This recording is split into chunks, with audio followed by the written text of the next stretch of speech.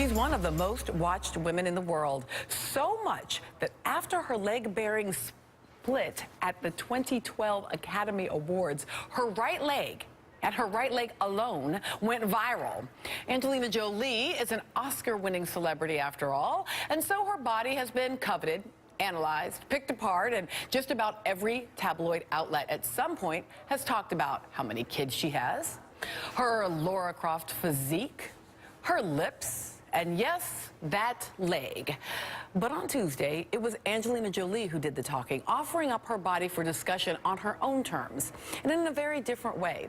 In an op-ed for the New York Times, Jolie revealed that she has had her fallopian tubes and ovaries removed as a preventive measure to lower her risk of cancer.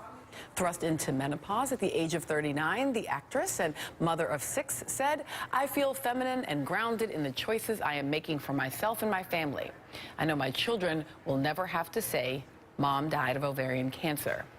It was Jolie's second preventive surgery. She had her breasts removed 3 years ago, in a decision she also detailed in the New York Times in 2013. Jolie, who lost her mother, grandmother, and aunt to cancer, carries a genetic mutation that in her case increases the odds of breast cancer and ovarian cancer. The famously outspoken Jolie is being applauded for shining a light on a normally taboo subject and for empowering women to seek testing and genetic counseling and to be more informed. It's the phenomenon Time magazine once called the Angelina effect. But what are the real-world consequences of such a public and very privileged figure taking on and talking about an issue of women to women of varying backgrounds? Joining me at the table, Arun Carmone, national reporter for MSNBC, Dr. Althea Maybank, Associate Commissioner and Director of the Center for Health Equity at the New York City Health Department, and Jennifer Braunschweiger, pronounce it for me. Braunschweiger, who is, I'm sorry, the pronouncer, it's just, I didn't get it, who is Deputy Editor of More magazine. And I actually want to start with you, Jennifer, because I'm wondering what More has been hearing from your readers since Jolie came out, what they're saying about whether or not she is empowering to them or irritating to them. What are they saying? Women are very supportive of Angelina's honesty and of her opening up a conversation about these very difficult health decisions. So the readers are moved by her and inspired by her, but there are nuances to the whole conversation that a 1,000-word op-ed in the New York Times can't hit. So we're also hearing a lot that not every woman has her privilege or her access to health insurance and medical care.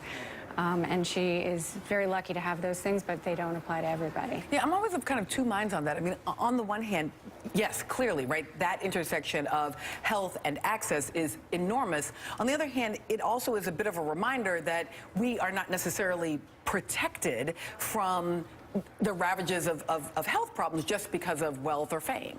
Absolutely. And what Angelina did was medically really what is counseled for her. She didn't do anything extraordinary given her very unique set of risk factors. But it is very important to recognize that Angelina was doing what was right for her, and that is not a blanket statement of what might be right for other people. And in fact, so Doctor, that's part of what I'm thinking here is, you know, that celebrity status can operate to open up a conversation or to shut down a conversation, right? To make it feel like, well, if this is what Angelina Jolie with wealth and access would do, then it must be the best thing to do. And I'm wondering then how you actually allow it to be an opening of a conversation instead of a closing of one. Well, from a public health point of view, and I agree, you know, as a woman and as a health provider, that it was very courageous that she came out with this. The very way we define femininity, you know, really depended on the organs that she had removed. And it's very courageous, especially in women's health, when it's been shrouded in secrecy, gender oppression and cultural norms that don't support us to tell our stories. So for her to tell it is very powerful for many women. And for us in public health, we're starting to use storytelling as a way to promote health. We do it when we see that these stories, in New York City, we know the about the smoking cessation and smoking ads that have been out there, and they show people's fingers that are not there any longer. That has a lot of power and a lot of impact, and you see the rise not only from Angelina's story as far as the awareness around breast cancer and around screening and around testing, but you also see action and more conversation happening. So from a public health point of view, it is helpful as a health promotion tool, and so we use it and we embrace it in that way. But we also understand the realities that not every woman has the power and privilege. Not every woman has the power and privilege to access health care and the healthcare system and have the best medical doctors. Not every woman has the time to take off of her job in order to go to multiple appointments, because genetic counseling is a lot of appointments, genetic testing, follow up, follow through.